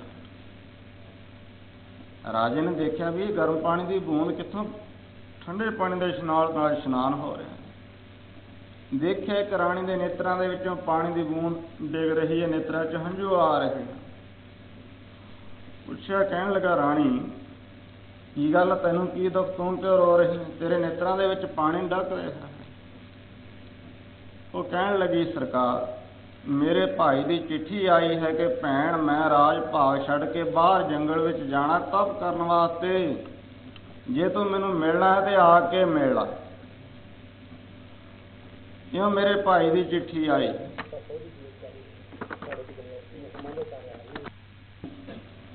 ਜਿਨ੍ਹਾਂ ਨੇ ਤਪ ਕਰਨਾ ਹੁੰਦਾ, ਜਿਨ੍ਹਾਂ ਦੇ ਮਨ ਦੇ ਵਿੱਚ ਵਿਰਾਗ ਹੁੰਦਾ, ਉਹ ਕਿਤੇ ਚਿੱਠੀਆਂ ਪਾਇਆ ਕਰਦੇ ਆ ਵੀ ਆ ਕੇ ਮੈਨੂੰ ਮਿਲ ਲਾ। ਕਹਿਣ ਲੱਗੇ, ਮਹਾਰਾਜ ਹੋਰ ਫਿਰ? ਕਹਿਣ ਲੱਗੇ, ਜਿਨ੍ਹਾਂ ਦੇ ਮਨ ਦੇ ਵਿੱਚ ਵਿਰਾਗ ਹੁੰਦਾ ਰਾਣੀ, ਉਹ ਚਿੱਠੀਆਂ ਨਹੀਂ ਪਾਉਂਦੇ, ਉਹ ਤਾਂ ਰਾਜ ਭਾਗ ਨੂੰ ਲੱਤ ਮਾਰ ਕੇ ਤੁਰ ਜਾਂਦੇ ਹਨ, ਜਿਵੇਂ ਕੋਈ ਮੁਸਾਫਰ ਦੇ ਨਾਲ ਮੋਹਨਿਓ ਰਾਤ ਕੱਟ ਕੇ ਤੁਰ ਜਾਂਦਾ, ਉਹ ਚਿੱਠੀਆਂ ਨਹੀਂ ਪਾਉਂਦੇ। ਕਹਿਣ ਲੱਗੇ, ਫਿਰ ਹੋਰ ਕੀ ਸਬੂਤ ਹੈ? ਕਹਿਣ ਲੱਗਾ, ਮੈਂ ਦਿਖਾਵਾਂ। ਕਹਿਣ ਲੱਗਾ, ਹਾਂ ਦਿਖਾਓ। ਸਾਧ ਸੰਗਤ ਉਸੇ ਸਮੇਂ ਰਾਜੇ ਬਸਤਰ ਲਾਏ ਹੋਏ ਸੀ, ਜਿਸ ਹਾਲਤ ਦੇ ਵਿੱਚ ਸੀ ਉਸੇ ਹਾਲਤ ਦੇ ਵਿੱਚ ਬਾਹਰ ਨਿਕਲ ਗਿਆ ਤਪ ਕਰਨ ਦੇ ਵਾਸਤੇ। ਇਹ ਦੇਖ ਕਰਕੇ ਸਾਰੇ ਰਾਜੇ ਰਾਣੀ ਰੋਣ ਲੱਗ ਪਏ, ਸਭ ਰੋਣ ਲੱਗ ਪਏ। ਇੱਕ ਜਿਹੜਾ ਨੌਕਰ ਸੀ ਰਾਜਾ ਦਾ ਸੇਵਾਦਾਰ, ਉਸ ਨੂੰ ਕਹਿਣ ਲੱਗੇ ਵੀ ਤੂੰ ਬੜੀ ਸੇਵਾ ਕਾਦਰ ਹੈ, ਮੈਂ ਤਾਂ ਜਾ ਰਿਹਾ, ਮੰਗ ਤੂੰ ਕੁਛ। ਕਹਿਣ ਲੱਗਾ, ਮਹਾਰਾਜ ਮੈਨੂੰ ਕਿਸੇ ਚੀਜ਼ ਦੀ ਲੋੜ ਨਹੀਂ, ਮੈਨੂੰ ਤਾਂ ਤੁਹਾਡੇ ਦਰਸ਼ਨਾਂ ਦੀ ਲੋੜ ਹੈ। ਕਈ ਵਾਰ ਉਸਨੇ ਕਿਹਾ ਵੀ ਤੂੰ ਕੁਛ ਮੰਗ। ਉਸਨੇ ਪੱਖਾ ਹੱਥ ਵਿੱਚ ਲਿਆ ਹੋਇਆ ਸੀ। ਕਹਿਣ ਲੱਗਾ, ਹਜ਼ੂਰ ਮੈਨੂੰ ਤਾਂ ਆਪਣੇ ਨਾਲ ਰੱਖੋ ਤੇ ਪੱਖੇ ਦੀ ਸੇਵਾ ਦਿਓ। ਕਿਸੇ ਹੋਰ ਵਜ਼ੀਰ ਨੇ ਕੁਛ ਮੰਗਿਆ, ਕਿਸੇ ਨੇ ਕੁਛ ਮੰਗਿਆ। ਉਸ ਸਮੇਂ ਰਾਜਾ ਖੁਸ਼ ਹੋ ਕੇ ਕਹਿਣ ਲੱਗਾ, ਚੰਗਾ ਵੀ ਤੂੰ ਮੇਰੇ ਰਾਜ ਦਾ ਮਾਲਕ ਬਣ ਗਿਆ। ਇੱਕ ਪੱਖਾ ਚੱਲਣ ਵਾਲਾ ਸੇਵਾਦਾਰ ਰਾਜ ਦਾ ਮਾਲਕ ਬਣ ਗਿਆ ਤਿਆਗ ਦੇ ਬਦਲੇ। ਸਾਧਾਂ ਤੋਂ ਉਸੇ ਸਮੇਂ ਤਪ ਕਰਨ ਵਾਸਤੇ ਬਾਹਰ ਨਿਕਲ ਗਿਆ। ਇੱਕ ਰਾਣੀ ਦੀ ਗੱਲ ਸੁਣ ਕਰਕੇ ਵੀ ਕਿਵੇਂ ਜਾਈਦਾ ਬਾਹਰ ਤਪ ਕਰਨ ਵਾਸਤੇ। ਇਸੇ ਤਰ੍ਹਾਂ ਜਿਹੜੇ ਗੁਰਸਿੱਖ ਨਿਸ਼ਕਾਮ ਭਗਤੀ ਕਰਦੇ ਹਨ, ਬਿਨਾਂ ਫੁਰਨੇ ਤੋਂ ਬਾਣੀ ਪੜ੍ਹਦੇ ਹਨ, ਸਾਧ ਸੰਗਤ ਗੁਰੂ ਤਾਨਾਂ ਦੇ ਪਿੱਛੇ ਪਦਾਰਥ ਲੈ ਕੇ ਤੁਰਿਆ ਫਿਰਦਾ ਹੈ ਵੀ ਕੋਈ ਸਿੱਖ ਪਦਾਰਥ ਮੰਗੇ, ਪਰ ਉਹ ਸਿੱਖ ਮੰਗਦੇ ਨਹੀਂ। ਇਹੋ ਜਿਹੀ ਬਿਰਤੀ ਦਾ ਇਹ ਗੁਰਸਿੱਖ ਨਿਸ਼ਕਾਮ, ਮਨ ਵਿੱਚ ਕੋਈ ਫੁਰਨਾ ਨਹੀਂ। ਬਾਣੀ ਪੜ੍ਹਦਾ ਗਿਆ, ਗੁਰਦੇਵ ਜੀ ਬਹੁਤ ਖੁਸ਼ ਹੋਏ, ਦੁਨੀਆ ਵਿੱਚ ਕਿਹੜੀ ਚੀਜ਼ ਹੈ ਮੈਂ ਜੋ ਇਸ ਨੂੰ ਦੇ ਦੇਵਾਂ। ਸਾਧ ਸੰਗਤ ਗੁਰੂ ਦੀ ਖੁਸ਼ੀ ਤੇ ਨਾਰਾਜ਼ਗੀ ਕਦੇ ਵਿਅਰਥ ਨਹੀਂ ਜਾਂਦੀ। ਜੇ ਗੁਰੂ ਖੁਸ਼ ਹੋ ਜਾਵੇ ਤਾਂ ਦੁਨੀਆ ਦੇ ਵਿੱਚ ਜਿਹੜੇ ਨਾ ਦੇਣ ਵਾਲੇ ਪਦਾਰਥ ਉਹ ਵੀ ਗੁਰੂ ਬਖਸ਼ ਦਿੰਦਾ ਹੈ। ਵਿਚਾਰਿਆ ਕਿਹੜੀ ਚੀਜ਼ ਦੁਨੀਆ ਦੇ ਵਿੱਚ, ਇਹ ਸਭ ਤੋਂ ਵੱਡੀ ਜਿਹੜੀ ਚੀਜ਼ ਹੈ ਇਹ ਹੈ ਗੁਰੂ ਨਾਨਕ ਦੀ ਗੱਦੀ। ਇਸ ਗੁਰੂ ਨਾਨਕ ਦੀ ਗੱਦੀ ਦਾ ਮੈਂ ਸਿੱਖ ਨੂੰ ਮਾਲਕ ਬਣਾ ਦੇਵਾਂ, ਗੱਦੀ ਤੇ ਬਿਠਾ ਦੇਵਾਂ। ਇਹ ਹਜ਼ੂਰ ਦਾ ਫੁਰਨਾ ਬਣ ਗਿਆ। ਗੋਡਾ ਚੱਕਿਆ, ਉੱਠ ਕੇ ਤਿਆਰ ਹੋਣ ਵਾਸਤੇ, ਜਪਜੀ ਸਾਹਿਬ ਦਾ ਪਾਠ ਦਾ ਭੋਗ ਪੈਣ ਵਾਲਾ। ਹਜ਼ੂਰ ਨੇ ਵੀ ਫੁਰਨਾ ਬਣਾ ਲਿਆ ਵੀ ਹੁਣੇ ਹੀ ਇਸ ਨੂੰ ਗੁਰਤਾ ਗੱਦੀ ਤੇ ਬਿਠਾ ਕੇ ਇਹਨੂੰ ਤਿਲਕ ਕਰ ਦਈਏ, ਗੱਦੀ ਦਾ ਮਾਲਕ ਬਣਾ ਦਈਏ। ਪਰ ਸਾਧ ਸੰਗਤ ਬਿਨਾਂ ਕਰਮਾਂ ਤੋਂ ਇਹਦੇ ਭਾਗਾਂ ਵਿੱਚ ਨਹੀਂ ਸੀ। ਜਦ ਅਖੀਰ ਤੇ ਪਹੁੰਚਿਆ ਸਲੋਕ ਤੇ ਇਹਦੇ ਮਨ ਦਾ ਕੀ ਫੁਰਨਾ ਬਣ ਗਿਆ ਕਿ ਗੁਰੂ ਸਾਹਿਬਾਂ ਨੇ ਬਚਨ ਕੀਤਾ ਸੀ ਵੀ ਜੋ ਸਿੱਖ ਮੰਗੂਗਾ ਉਹੀ ਉਸ ਨੂੰ ਦਿੱਤਾ ਜਾਓ, ਜਿਹੜਾ ਸੁੱਧ ਇਕਾਗਰ ਪਾਠ ਸੁਣਾ। ਸਤਿਗੁਰੂ ਮਹਾਰਾਜ ਜੇ ਮੇਰੇ ਤੇ ਖੁਸ਼ ਹੋਣ ਤਾਂ 1.25 ਲੱਖ ਦਾ ਘੋੜਾ, ਪੱਠੀ ਜਿਸ ਦੇ ਉੱਪਰ ਸੁਨਹਿਰੇ ਰੰਗ, ਜੇ ਮਹਾਰਾਜ ਖੁਸ਼ ਹੋ ਜਾਣ ਤਾਂ ਉਹ ਘੋੜਾ ਮੈਨੂੰ ਬਖਸ਼ ਦੇਣ। ਇਹ ਸਿੱਖ ਦੇ ਮਨ ਵਿੱਚ ਫੁਰਨਾ ਬਣ ਗਿਆ ਘੋੜੇ। ਸਤਿਗੁਰੂ ਮਹਾਰਾਜ ਫੇਰ ਬੈਠ ਕੇ ਗੋਡਾ। ਜਦ ਸਿੱਖ ਜਪਜੀ ਸਾਹਿਬ ਦਾ ਪਾਠ ਸਲੋਕ ਪੜ੍ਹ ਹਟਿਆ, ਨਮਸਕਾਰ ਕੀਤੀ, ਸਤਿਗੁਰੂ ਮਹਾਰਾਜ ਬਹੁਤ ਪ੍ਰਸੰਨ ਹੋਏ। ਗੁਰਸਿੱਖਾ, ਮੈਂ ਤਾਂ ਤੈਨੂੰ ਜਪਜੀ ਸਾਹਿਬ ਦੇ ਬਦਲੇ ਗੁਰੂ ਨਾਨਕ ਦੀ ਗੱਦੀ ਦਾ ਮਾਲਕ ਬਣਾਉਣ ਲੱਗਾ ਸੀ, ਪਰ ਵੇ ਬਿਨਾਂ ਭਾਗਾਂ ਤੋਂ ਇਹ ਵਸਤੂ ਚੀਜ਼ ਮਿਲਦੀ ਨਹੀਂ। ਉਸੇ ਸਮੇਂ ਮਹਾਰਾਜ ਕਹਿਣ ਲੱਗੇ, ਸਿੱਖੋ ਇਹਨੇ ਘੋੜੇ ਦਾ ਫੁਰਨਾ ਕਰ ਲਿਆ, ਤਬੇਲੇ 'ਚ ਖੜਾ। ਉਹ ਘੋੜਾ ਇਸ ਨੂੰ ਦੇ ਦਿਓ, ਇਹਦੀ ਭੇਟਾ ਕਰ ਦਿਓ। ਮੈਂ ਤੈਨੂੰ ਗੁਰੂ ਨਾਨਕ ਦੀ ਗੱਦੀ ਦਾ ਮਾਲਕ ਦਾਤਾ ਬਣਾਉਣ ਲੱਗਾ ਸੀ, ਪਰ ਇਹਦੇ ਭਾਗਾਂ ਵਿੱਚ ਨਹੀਂ ਸੀ।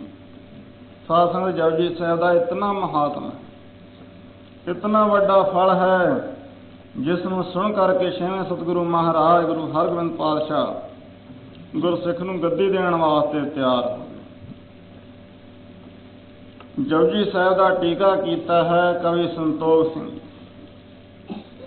ਉਹਨਾਂ ਨੇ ਜਪਜੀ ਸਾਹਿਬ ਦਾ ਮਹਾਤਮ ਲਿਖਿਆ ਹੈ, ਸ੍ਰੀ ਜਪਜੀ ਮਹਿਮਾ ਮਹਾ, ਵਰਨ ਸਕੇ ਕਹੋ ਕੌਣ, ਮਨ ਬਾਂਝ ਫਲ ਦਾਇਨੀ, ਚਤੁਰ ਪਦਾਰਥ ਭਉਣ, ਰਿੱਧ ਸਿੱਧ ਨਵ ਨਿਧ ਜੇ ਸਭ ਵਿਦ ਕੀ ਦਾਤਾਰ, ਨਮਸਕਾਰ ਕਰ ਜੋਰ ਕਰ ਧਰ ਪਰ ਸਿਰ ਕੋ ਧਾਰ, ਜਿਸ ਤੇ ਚਾਹੇ ਮੁਕਤ ਕੋ ਸੁਰਗਨ ਹੋਏ ਗੁਰ ਸਿੱਖ, ਸ੍ਰੀ ਜਪ ਸਦਾ ਜੇ ਸੇਵੀ ਧਨ ਸੇ ਨਰ ਜਗ ਦੇਖ। ਸਾਧ ਸੰਗਤ, ਸੁਰ ਦੇਵਤੇ ਚਾਹੁੰਦੇ ਹਨ ਜੇ ਸਾਨੂੰ ਮਨੁੱਖਾ ਸਰੀਰ ਮਿਲ ਜਾਵੇ, ਅਸੀਂ ਵੀ ਜਪਜੀ ਸਾਹਿਬ ਪੜ੍ਹ ਕੇ ਮੁਕਤ ਹੋ ਜਾਈਏ। ਦੇਵਤਿਆਂ ਨੂੰ ਅਧਿਕਾਰ ਨਹੀਂ ਮੁਕਤ ਹੋਣ ਦਾ, ਮਨੁੱਖਾ ਸਰੀਰ ਦੇ ਵਿੱਚ ਮੁਕਤੀ ਮਿਲਦੀ ਹੈ। ਵਿਦ ਪ੍ਰਪੰਚ ਮੈਂ ਜੇ ਹੈ ਊਚ ਨੀਚ ਸੁਰ ਪ੍ਰੇਤ, ਜਪ ਸੇਵਕ ਕੇ ਬਿਗਨ ਕੋ ਕਰ ਨਾ ਸਕੇ ਕਿਛ ਹੈ। ਜਿਤਨੀ ਵੀ ਦੁਨੀਆ ਦੇ ਵਿੱਚ ਭੂਤ ਪ੍ਰੇਤ ਜਿੰਨ ਹਨ, ਜਪਜੀ ਸਾਹਿਬ ਪੜ੍ਹਨ ਵਾਲੇ ਗੁਰਸਿੱਖ ਦੇ ਕਦੇ ਨੇੜੇ ਨਹੀਂ ਆ ਸਕਦੇ। ਜਿਹੜਾ ਕਹਿੰਦਾ ਜਪਜੀ ਸਾਹਿਬ ਪੜ੍ਹਨ ਵਾਲਾ ਮੈਨੂੰ ਕਸਰ ਮਸਰਾ ਜਾਂ ਮੈਨੂੰ ਆਹ ਕੁਛ ਹੋ ਗਿਆ, ਮਨ ਅਜੇ ਜਪਜੀ ਸਾਹਿਬ ਦਾ ਪਾਠ ਕਰਦਾ ਹੀ ਨਹੀਂ। ਜਿਹੜਾ ਮਨ ਟਿਕਾ ਕੇ ਜਪਜੀ ਸਾਹਿਬ ਦਾ ਸੁਧ ਪਾਠ ਕਰਨ ਵਾਲਾ ਗੁਰਸਿੱਖ, ਹੋਰ ਤਾਂ ਕਿ ਉਹਦੇ ਨੇੜੇ ਜਮਾਂ ਦੇ ਦੂਤ ਵੀ ਨਹੀਂ ਆ ਸਕਦੇ। ਇਸ ਕੇ ਦੇ ਸਮਾਨ ਦੁਨੀਆ ਦੇ ਵਿੱਚ ਕੋਈ ਵੱਡੀ ਚੀਜ਼ ਨਹੀਂ, ਕੋਈ ਵੱਡਾ ਮੰਤਰ ਨਹੀਂ। ਫਿਰ ਮਨ ਰੋਕ ਰਖੀਕ ਕੋ, ਇੱਕ ਮਨ ਜਪਜੀ ਜਾਪ, ਫਲ ਪ੍ਰਾਪਤ ਹੋਏ ਮਹਾਪਦ ਹਰ ਕਰ ਤੀਨੋਂ ਤਾਪ। ਮਨ ਨੂੰ ਰੋਕ ਕੇ, ਇੰਦਰੀਆਂ ਨੂੰ ਰੋਕ ਕੇ ਉਸ ਗੁਰਸਿੱਖ ਵਾਂਗੂ ਭਾਈ ਗੋਪਾਲੇ ਵਾਂਗੂ ਜਿਹੜਾ ਪਾਠ ਕਰਦਾ ਹੈ, ਸਾਧ ਸੰਗਤ, ਫਿਰ ਇਹਦੇ ਵਰਗਾ ਕੋਈ ਦੁਨੀਆ ਦੇ ਵਿੱਚ ਕੋਈ ਵੱਡਾ ਫਲ ਦੇਣ ਵਾਲਾ ਮੰਤਰ ਨਹੀਂ। ਨਾਮ ਧਰਿਓ ਗੁਰਸਿੱਖ ਨਿਜ, ਜਪਜੀ ਕੰਠ ਨਾ ਕੀਨ, ਤੰਦਲ ਬਿਨ ਤੁਖ ਕਾਜ ਕਿਹੇ ਨਿਸਫਲ ਇਹ ਬਿਦ ਚੀਨ।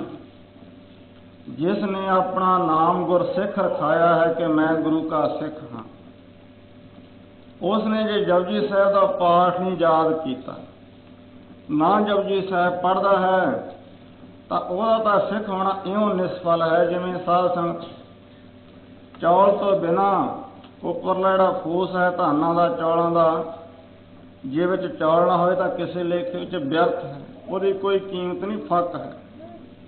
ਇਸੇ ਤਰ੍ਹਾਂ ਜੇ ਨਾਮ ਹੈ ਗੁਰਸਿੱਖ, ਰਹਿਣੀ ਗੁਰਸਿੱਖਾਂ ਵਾਲੀ, ਭੇਗ ਸਿੱਖਾਂ ਵਾਲਾ, ਸਾਧ ਸੰਗਤ ਜਪਜੀ ਸਾਹਿਬ ਦਾ ਸਿੱਖ ਪਾਠ ਨਹੀਂ ਕਰਦਾ। ਉਹ ਕਿਰਪਾਨ ਪਾਈ ਹੁੰਦੀ ਆ ਤੇ ਅੱਜ ਕੱਲ੍ਹ ਖੱਟੀ ਪੱਗ ਬੰਨ੍ਹ ਲੈਂਦੇ ਸਾਧ ਸੰਗਤ, ਫਿਰ ਉਹ ਜਪਜੀ ਸਾਹਿਬ ਦਾ ਪਾਠ ਦਾ ਕੀ ਕਰਨਾ, ਦਾਤਣ ਨਹੀਂ ਕਰਦੇ, ਦਿਨ ਚੜ੍ਹੇ ਤੋਂ ਵਾਰ ਚੱਕ ਲੈਂਦੇ। ਬਸ ਉਹਨਾਂ ਨੇ ਇੱਧਰਲੀਆਂ ਉੱਧਰਲੀਆਂ ਗੱਲਾਂ ਝੂਠ ਤਪਾਂ ਪੜ੍ਹ ਕੇ ਅਖਬਾਰਾਂ ਦੇ ਵਿੱਚੋਂ ਫਿਰ ਲੜੀ ਜਾਣਾ ਸੱਤ ਦੇ ਵਿੱਚ ਬੈਠੇ। ਇਹ ਨਹੀਂ ਦੇਖਣਾ ਵੀ ਸਾਨੂੰ ਕੀ ਹੁਕਮ ਗੁਰੂ ਸਾਹਿਬਾਂ ਦਾ ਸਿੱਖ ਵਾਸਤੇ, ਅੰਮ੍ਰਿਤਧਾਰੀ ਸਿੱਖ ਵਾਸਤੇ ਪੰਜ ਬਾਣੀਆਂ ਦਾ ਪਾਠ ਕਰਨਾ, ਫਿਰ ਅਭਿਆਸ ਕਰਨਾ ਗੁਰਮੰਤਰ ਦਾ। ਸਿੱਖ ਨੇ ਤਾਂ ਸਾਧ ਸੰਗਤ ਵਾਦ ਕਰਨ ਦਾ ਹੁਕਮ ਹੀ ਨਹੀਂ। ਸਾਧ ਸਾਧ ਜਾਣੋ ਨਹੀਂ, ਬਾਦ ਸਵਾਦ ਵਿਵਾਦ। ਮਹਾਰਾਜ ਕਹਿੰਦੇ ਅਸੀਂ ਤਾਂ ਵਾਦ ਕਰਨਾ ਉਹ ਹੀ ਨਹੀਂ ਜਾਣਦੇ। ਸਿੱਖ ਕੀ ਤਾਂ ਵਿਵਾਦ ਕੀ, ਝਗੜਾ ਕੀ, ਐਵੇਂ ਝੂਠੀਆਂ ਮੂਠੀਆਂ ਗੱਲਾਂ ਤੇ ਸੁਣ ਕੇ ਅਖਬਾਰਾਂ ਦੀਆਂ। ਸਿੱਖ ਨੇ ਤਾਂ ਜਪਜੀ ਸਾਹਿਬ ਦੇ ਵਿੱਚ, ਜਪਜੀ ਸਾਹਿਬ ਦੀਆਂ, ਜਾਪ ਸਾਹਿਬ ਦੀਆਂ और नमस्तम अकाले नमस्तम कृपाले वाहिगुरू की उस्तत में जोड़ना है, ना कि झूठियां गल्लां दे सुन सुना के उन्होंने झगड़ी जाना। अजकल बस इहो ही गल दातन दिन चढ़े मूँह दे विच हुंदी है ते अखबार हत्थ दे विच हुंदा, फिर तुलजंद पढ़दे हैं। साध संगत ये सिख दी थोड़ी निशानी, ये तो भेख है एक। महाराज भेख दिखाए जगत को लोगन को बस कीन, अंत काल काती कटो बास नरक मोलीन। महाराज कहते तो भेखी सिख सिक्खी नूं बदनाम करने वाले हैं। इहो ਜਿਹੇ भेख दिखाने वाले सिख ਜਿਹੜੇ ਹਨ ਉਹ ਨਰਕਾਂ ਦੇ ਵਿੱਚ ਵਾਸਾ ਕਰਦੇ ਹਨ। अंत काल काती कटियो, अंत के समय फिर साध संगत उन्हां दा गल जिहड़ा कट्टिया जांदा है। बुरे हाल कीते जांदे हन ਜਿਹੜੇ ਇਹੋ ਜਿਹੇ ਭੇਖੀ सिख ਹਨ ਜਿਹੜੇ नितनेम नहीं करते बदन रात। भेख दिखावा सिੱਖੀ ਦਾ, पर सिੱਖੀ वाले एक भी गल नहीं। ਉਹ ਕਹਿਣਗੇ जी ਅਸੀਂ सिख हाँ। साध संगत ਜਿਹੜਾ जपजी साहिब जी ਦੇ याद नहीं सिखते, जपजी साहिब का पाठ नहीं करता, अभ्यास नहीं करता, साध संगत का नाम माता का भेखी सिख दिखावे दा। महाराज कहते वो सिख मैनू प्यारे नहीं, मैनू तो वह प्यारे गुरसिख है ਜਿਹੜੇ ਅੰਮ੍ਰਿत ਵੇਲੇ ਉੱਠ ਕੇ ਕਰਦੇ ਹਨ ਇਸ਼ਨਾਨ और अभ्यास करते हैं गुर मंत्र का। दिन चढ़े अपने दसां नाहां की किरत कमाई ਉਹਦੇ ਵਿੱਚੋਂ दसवंध कढ़न वाले ते हर वक्त नाम जपण वाले। महाराज कहते मैं उन्हां गुरसिखां की चरण धूड़ी मंगदा, चरण धूड़ी मंगदा उन्हां गुरसिखां की ਜਿਹੜੇ ਇਹੋ ਜਿਹੇ ਨਿਤਨੇਮੀ गुरसिख ते ਜਿਹੜੇ ਇਹੋ ਜਿਹੇ सिख नहाउणा नहीं धोना, दिन चढ़े अपने खिंडे केस ना केस वाउण, नंगे सिर ते गवारां ਚੱਕੀਆਂ इधर लड़ी जाना। उन्हां गुरसिखां नूं महाराज कहते नहीं मैं चाहुंदा, मैनूं तां ਉਹ सिख प्यारे हैं ਜਿਹੜੇ नितनेमियां बाणी दे अभ्यासी सेवा करन वाले अभ्यास करन वाले। उन गुरसिखां तो मैं बलिहार जांदा हां। गुरसिखी भाणा मन्निया, गुर पूरा पार लंघाए, गुरसिखां की हर धूड़ दे हम पापी भी गत पाए।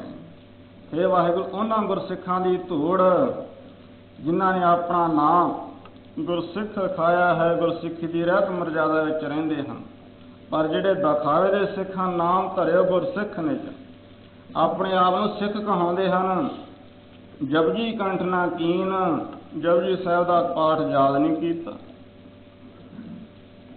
एक इत्थे कणक सिंह साहिब चिर दी गल आ, अपने संत हुंदा मलूके वाला, उन्हें शब्दां पढ़िया, धारना पढ़िया, बहुत उच्ची पढ़दा। ये कहंदा ओए बाबा तो कच्ची पिच्ची बाणी पढ़िया ना किसी ने कहता। उदों अकालियां दा जोर हुंदा सी बहुता पिंडां दे विच।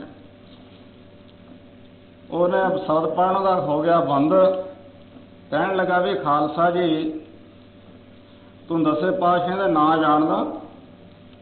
कहण लगा असीं नहीं जाणदे दसे पातशाह, तां गोबिंद सिंह नूं जाणदे कल्ले नूं। बस असां तो इहो ਜਿਹੇ सिख ਜਿਹੜੇ ਕਹਿੰਦੇ ਅਸੀਂ ਤਾਂ ਇਕੱਲੇ गोबिंद सिंह ਨੂੰ ਜਾਣਦੇ ਹਾਂ, ਤਾਂ ਫਿਰ ਆਪਣੇ ਕਹਿੰਦੇ ਅਸੀਂ सिख ਹਾਂ। ਇਹੋ ਜਿਹੇ सिख ਨਹੀਂ ਗੁਰੂ ਨੂੰ ਭਾਉਂਦੇ। ਮਹਾਰਾਜ ਕਹਿੰਦੇ ਮੈਂ ਤਾਂ ਉਹਨਾਂ ਸਿੱਖਾਂ ਨੂੰ ਚਾਹੁੰਦਾ ਹਾਂ ਜਿਹੜੇ ਗੁਰਸਿਖ ਆਤਮ ਰਸ ਜੇ ਜਾਣ, ਸੋ ਹੈ ਖਾਲਸ ਦੇ ਪ੍ਰਾਮੈ ਮੋਹ ਮੈਂ ਤਾਸ ਮੈਂ ਰੰਚਕ ਨਾਹੀ ਪਿਆ। ਮੇਰੇ ਵਿੱਚ ਉਹਨਾਂ ਗੁਰਸਿੱਖਾਂ ਵਿੱਚ ਰੰਚਕ ਮਾਤਰ ਵੀ ਭੇਦ ਨਹੀਂ। ਉਹ ਖਾਲਸਾ ਮੇਰਾ रूप है, मैं उस खालसे का रूप हाँ जिहड़ा दिन रात सिमरन में जुड़िया होया है। मेरा ही रूप है खालसा मेरा प्यारा, मेरा ही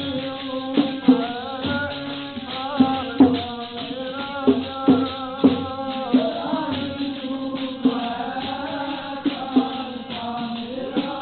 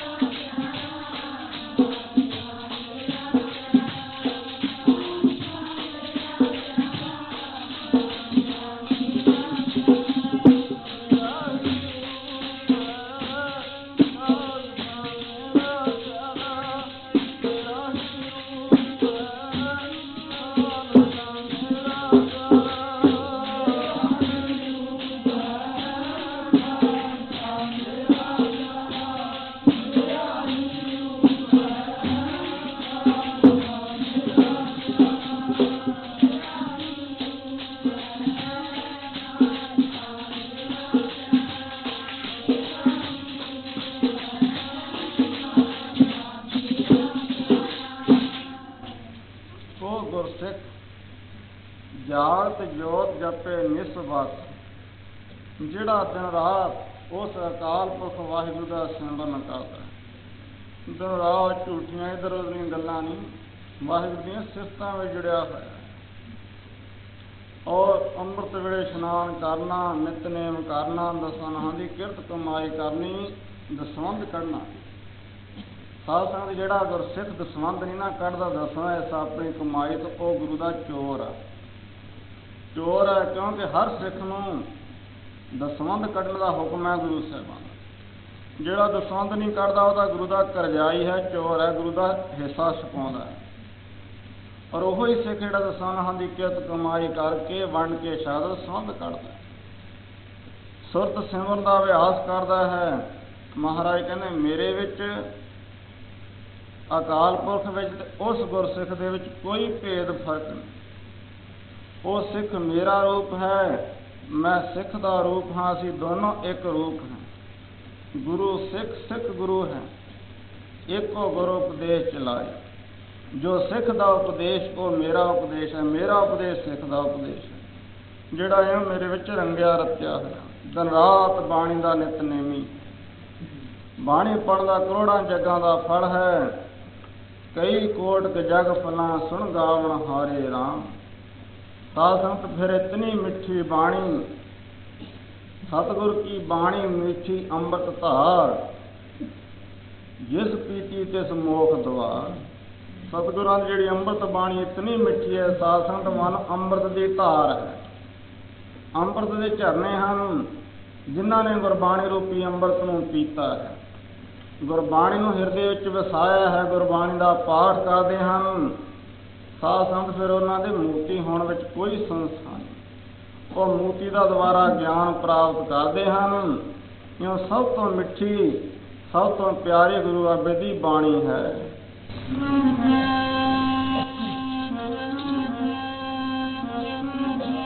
मिठी अमृत धार गुर की बाणी,